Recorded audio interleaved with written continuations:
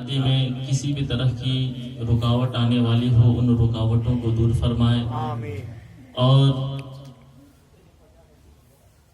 बनने वाले जोड़े के दरमियान, दुल्हा और दुल्हन के दरमियान आपसी मेल मोहब्बत, मवद्दत और रहमत अता फरमाए और इन्हें निकाह की खूब खूब बरकतें अता फरमाए और इस जोड़े के ज़रिए जुड़ने वाले दो ख़ानदान, दो इलाके और दो शहर को के दरमियान भी खूब खूब मोहब्बत अता फरमाए। आमीन। सदे शाम से लेकर अब तक आपने बड़ी प्यारी नातें समाअत फरमाई और बड़ी ही मालूमात अफजा तकरीरें भी समाअत फरमाई। आखिर में फ़कीर हुसैनी भी कुछ अर्ज़ करने के लिए हाजिर है। इंशाअल्लाह कोशिश होगी कि वक्त मुनासिब पर गुफ्तगू ख़त्म कर दी जाए कि अपनी आदत है कि कोई बस कहे उससे पहले बस कर दिया जाए। तो इंशाअल्लाह ये कोशिश होगी कि वक्त मुनासिब पर बस कर दिया जाए। आइए महफिल के मुनासबत से कुछ अर्ज़ करने से कबल हमारा आप सभी हजरात मिलकर नबी रहमत, शफी उम्मत, मुस्तफ़ा जान रहमत, शमे बज़्म हिदायत, नौशे बज़्म जन्नत, जनाब अहमद मुज्तबा मोहम्मद मुस्तफ़ा सल्लल्लाहु तआला अलैहि वसल्लम की बारगाह में दुरूद सलाम का हदिया पेश कर ले। दुरूद पाक पढ़िए। अल्लाहुम्मा सल्ली अला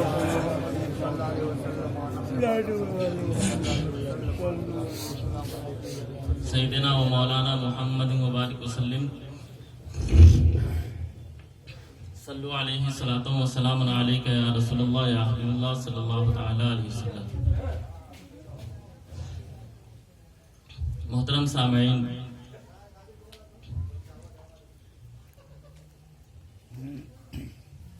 इस्लाम के अंदर आप सुन्नतें पाते हैं और बहुत सी सुन्नतें ऐसी हैं जिन पर हम अमल भी करते हैं, लेकिन उन सुन्नतों पर आप गौर करेंगे तो आप पाएंगे कि इस्लाम के अंदर जो सुन्नतें मौजूद है उसमें कुछ सुन्नतें नबी करीम सल्लल्लाहु तआला अलैहि वसल्लम है। जैसे वुजू की सुन्नतें हैं, नमाज की सुन्नतें हैं। कुछ सुन्नतें वो हैं जो सुन्नतें नबी करीम अलैहिस्सलातु वस्सलाम होने के साथ सुन्नतें खलीली भी है, सुन्नत इब्राहिमी भी।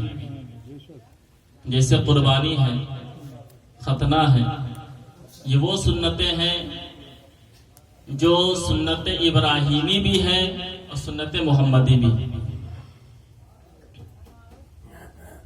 और कुछ सुन्नतें वो हैं जो सुन्नत मोहम्मदी भी है, सुन्नत इब्राहिमी भी है और सुन्नत तमाम मुरसलीन भी है। तमाम अंबिया और मुरसलीन की सुन्नतें हैं। अब जाहिर सी बात है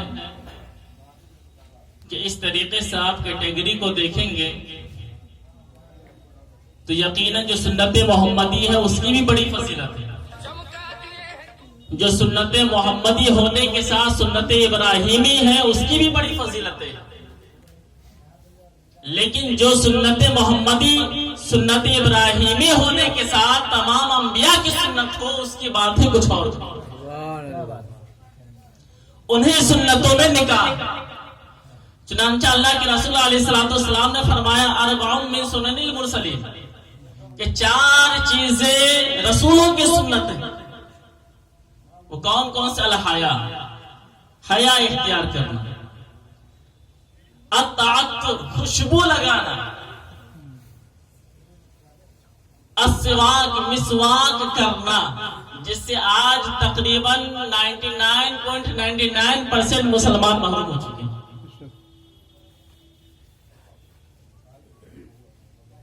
गैरों के ब्रश को हमने अपना लिया और अपने नबी की सुन्नत जो मिसवाक थी, बल्कि तमाम अंबिया किराम की सुन्नत मिसवाक थी, सब ने छोड़ दिया। हद तो ये है, हद ये है कि हमारे कुछ मुसलमान भाइयों के मिसवाक का माना तक नहीं माना, इतने हम भूल चुके हैं मिसवाक। और आखिर में फरमाते चौथी चीज निकाह। निकाह ये तमाम अंबिया किराम की सुन्नत।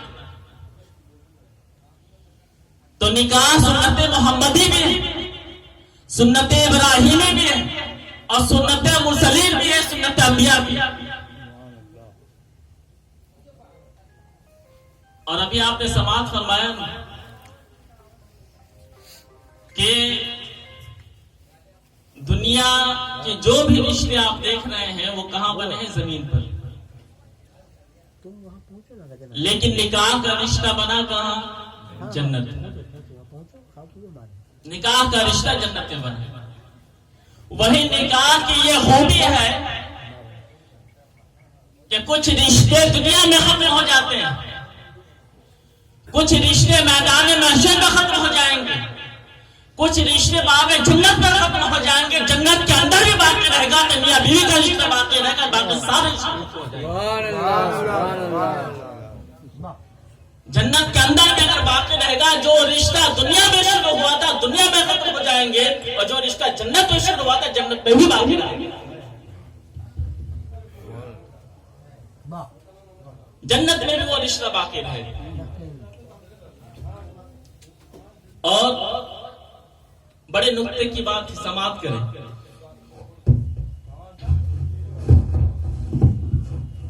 किसी भी इंसान पर जब हजरत आदम अलैहिस्सलाम पैदा हुए,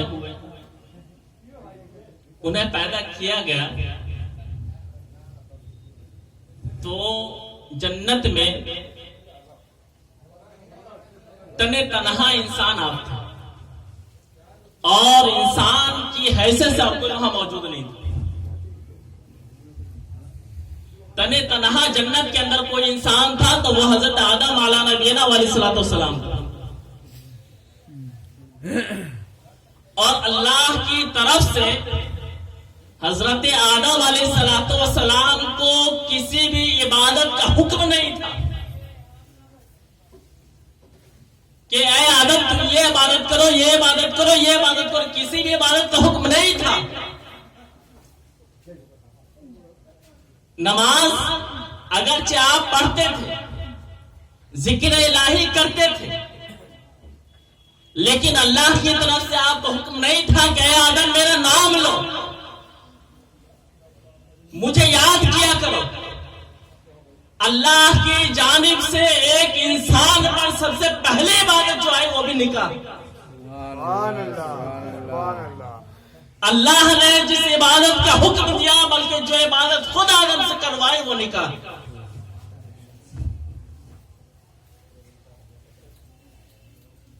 गौर करें निकाह की क्या अहमियत है। जब इंसान पर अल्लाह की तरफ से किसी इबादत का हुक्म नहीं था, उस वक्त भी अल्लाह ने हज़रत आदम से खुद इबादत करवाई, तो निकाह की इबादत। निकाह जहां मुआमलात से हो, इबादत से भी।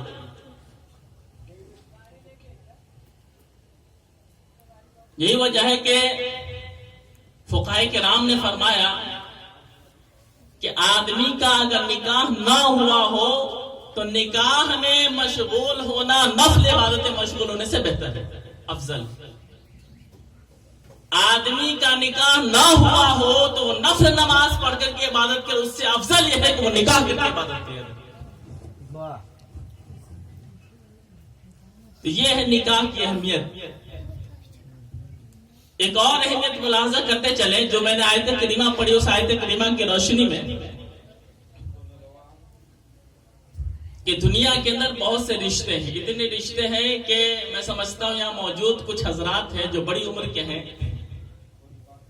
उन्हें उतने रिश्ते मालूम होंगे जितना कि मुझको मालूम नहीं। दुनिया के अंदर बहुत सारे रिश्ते हैं, लेकिन किसी भी उस रिश्ते के जरिए बनने वाले इंसान को, चाहे बाप हो, चाहे माँ हो, चाहे बेटा हो, चाहे बेटी हो, चाहे भाई हो या बहन हो, इस तरह शुमार करते जाएं आप। किसी को भी पैदा करने को अल्लाह ने अपने निशानी नहीं फरमाया, लेकिन जब आप जोड़ों को पैदा फरमाया, एक इंसान के जोड़े को पैदा फरमाया, मर्द के लिए औरत को पैदा फरमाया, औरत के लिए मर्द को पैदा फरमाया, तो फरमाता वो मिन अल्लाह की निशानियों में से एक निशानी ये है, उसे तुम्हें में से तुम्हारे जोड़े को पैदा फरमाया। सुभान अल्लाह, सुभान अल्लाह। अब गौर करें, माँ को पैदा फरमाया तो नहीं फरमा रहा कि माँ को पैदा करना मेरी निशानी है। बाप को पैदा फरमाया तो नहीं फरमाया कि बाप को पैदा करना मेरी निशानी में से एक निशानी है। दुनिया के अंदर जितने भी लोग मौजूद हैं, किसी के भी बारे में अल्लाह ने ये नहीं फरमाया कि फलां को पैदा करना मेरे निशानियों में से एक निशानी है, लेकिन एक इंसान के जोड़े को पैदा फरमाया तो इरशाद फरमाता है वो मिन आयातिही अन खलक़लकुम मिन अनफुसिकुम अज़वाजा, क्या अल्लाह की निशानियों में से यह है कि उसे तुम्हीं में से तुम्हारे जोड़े को पैदा फरमाया।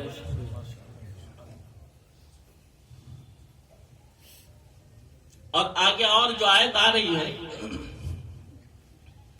उसकी रोशनी में निकाह की कीमत की मुलाजा करें। पहले दुरूद पाक की जगह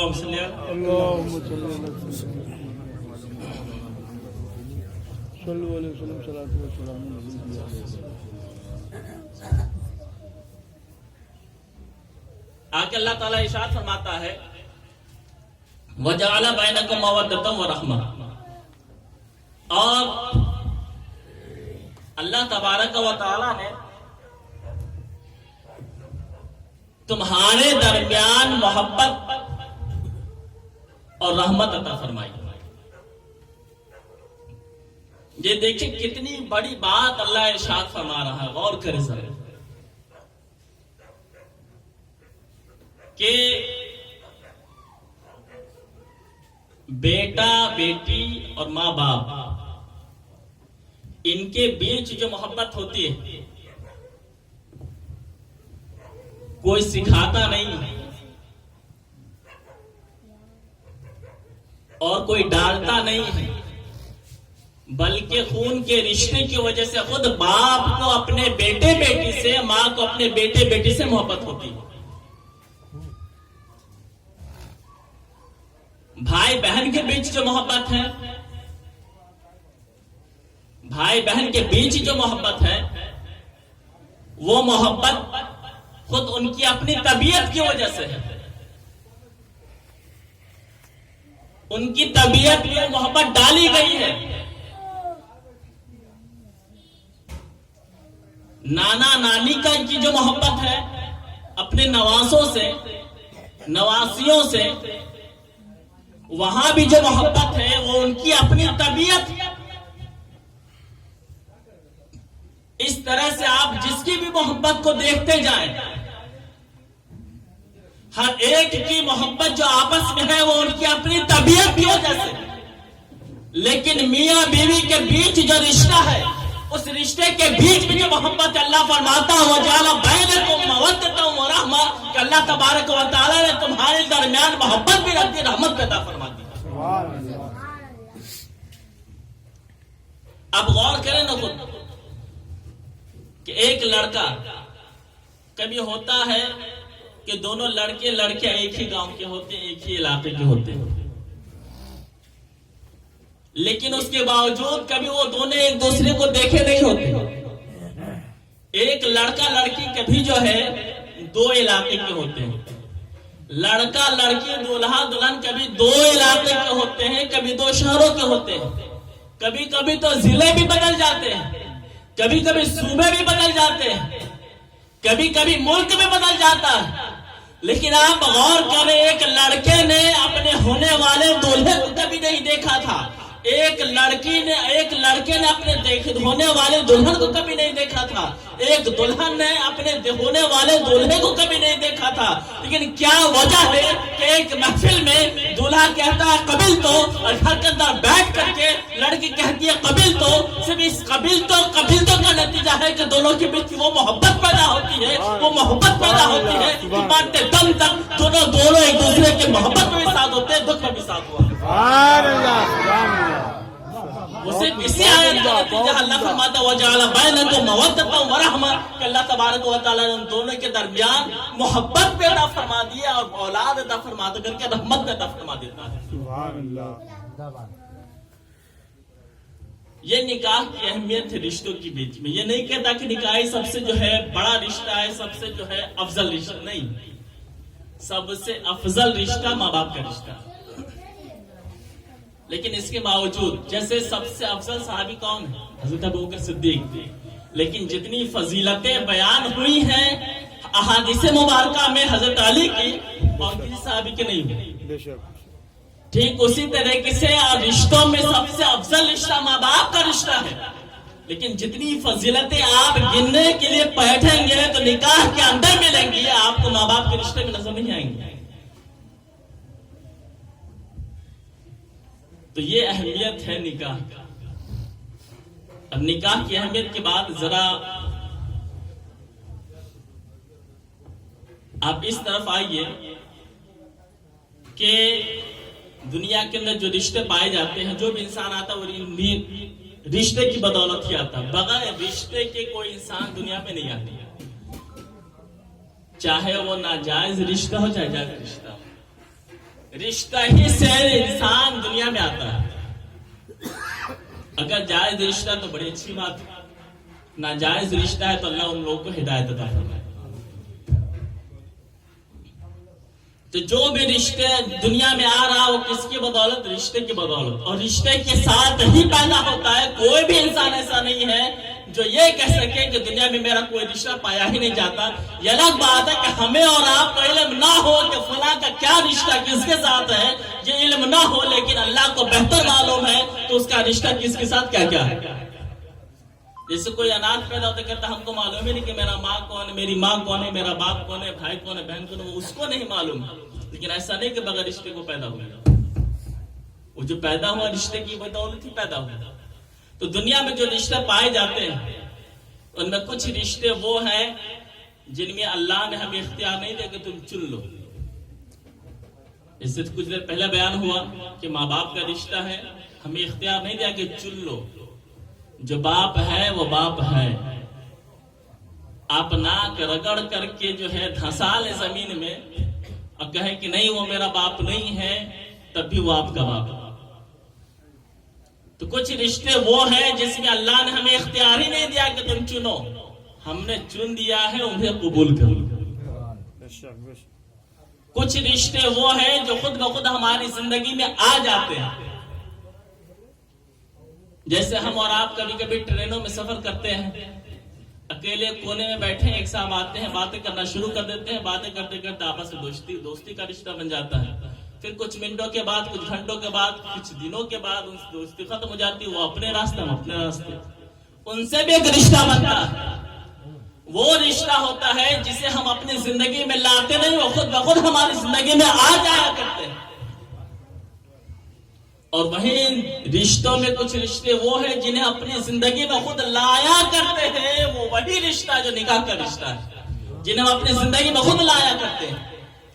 और हमें जब अपनी जिंदगी में खुद लाने का इख्तियार दिया गया तो अल्लाह ने यह भी इख्तियार दिया कि तुम अपने पसंद से मुसलमानों में जिस लड़की को चाहो अपनी जिंदगी में ले आओ। ऐ लड़कियों, ऐ मुसलमान औरतों, तुम अपने पसंद से जिस लड़के को चाहो अपनी जिंदगी में ले आओ। अल्लाह फरमाता फनकिहू मा ताब लकुम मिनन निसा। इस आयत करीमा में अगरचे मर्दों का बयान है, लेकिन ये मतलब नहीं है कि औरतों पर थोप दिया कि तुम इसी से शादी करो कि नहीं। औरत को भी अल्लाह ने इख्तियार दिया, अल्लाह का रसूल ने इख्तियार दिया, इस्लाम ने इख्तियार दिया है। तुम्हें लड़का पसंद नहीं है, तुम साफ साफ इनकार कर सकते हो। लड़के को भी अल्लाह ने इख्तियार दिया है, इस्लाम ने इख्तियार दिया है कि तुम्हें पसंद ना हो तो तुम भी साफ साफ इनकार कर सकते हो। फनकिहू मा ताब लकुम, जो तुम्हें भा जाए, पसंद आ जाए, उन औरतों से तुम निकाह करो। लेकिन हम और आप जब अल्लाह के बनाए हुए हद से आगे बढ़ेंगे तो खराबियां आएंगी, और वो खराबी आएगी कि तबाही तबाही हो। और वो तबाही और खराबी कहां से आ रही है? गैरों के कल्चर से, गैरों के सकाफत से, गैरों की तहजीब से। अल्लाह ने क्या हुक्म दिया? फनकिहू मा ताब लकुम, जो औरत में भा जाए, पसंद आ जाए। लेकिन आज हम और आप क्या कर रहे हैं? मा ताब लकुम नहीं, उससे एक दर्जा आगे बढ़ करके मा अहब्बकुम, उससे निकाह करो जिससे तुम मोहब्बत करते हो, यह हमने बना लिया उसको। अल्लाह ने एक हद बना दी कि जो पसंद आए उससे निकाह करो। हम एक दर्जा आगे बढ़ करके देखते कि जिससे मोहब्बत करो उससे निकाह करो। ये लविंग कल्चर तो इस्लाम के खिलाफ है। इस्लाम ने कभी लिविंग टुगेदर और लिविंग रिलेशन का तस्वीर ही नहीं दिया। जो इस्लाम को एजुकेशन को मना करता है, वो भला लिविंग टुगेदर का इजाजत कैसे दे सकता है? आज क्या हो गया? अक्सर लोगों का हाल ये है, अपनी पसंद से निकाह नहीं करेंगे, वो पहले मोहब्बत करेंगे। मोहब्बत आप कीजिए नहीं, अल्लाह ने वादा किया कि हम मोहब्बत डालेंगे। वो जाला बैनकुम मवद्दतम व रहमा, अल्लाह ने तो वादा फरमाया कि हम मोहब्बत डालने वाले हैं। तुम बस पसंद करो ना भाई, तुम पसंद करो, मोहब्बत हम पैदा करेंगे बीच में। लेकिन हमने अल्लाह के हद को आगे, हद को पार किया। अल्लाह की कुछ हुदूद है, उन हुदूद से हम आगे बढ़े। जब आगे बढ़े तबाही आए, कभी लड़का खुदकुशी करता है, कभी लड़के खुदकुशी करती है। खुदकुशी करने का मिल भी जाए तो चलो ठीक कर लो। अगर लड़की को ऐसे कर रहे हो तो लड़की मिल जाती है, खुदकुशी करें तो कुछ देर के लिए मान लेते, चलो ठीक है। खुदकुशी करने के बाद भी तो मिल रही है। और फिर क्या दुनिया में वही एक थी? पूरी दुनिया भरी पड़ी है आपके लिए। आप लोग सोच रहे हैं मौलाना साहब बार बार पसंद और मोहब्बत के क्या फर्क है दोनों? मैं इसको बड़ी आसान मिसाल समझाने की कोशिश कर रहा हूं। हम और आप चप्पल खरीदने जाते हैं, जूता खरीदने जाते हैं दुकान में, तो पसंद करते हैं और खरीद लेते हैं। वहां हमें चप्पल से, जूते से मोहब्बत नहीं है, वो सिर्फ क्या है? कहिए ना जी, पसंद है, मोहब्बत नहीं है। हमारा अपना बेटा है, काला कलौटा है, बिल्कुल कोयले जैसे, उसका रंग हमें पसंद नहीं, उसकी आदतें बुरी वो भी पसंद नहीं, लेकिन बेटा है तो मोहब्बत। तो ये जरूरी नहीं कि जहां पसंद हो वहां मोहब्बत भी हो, जहां मोहब्बत हो वहां पसंद भी है, जरूरी नहीं है। दोनों अलग अलग चीज है। दोनों को मिलाइएगा तो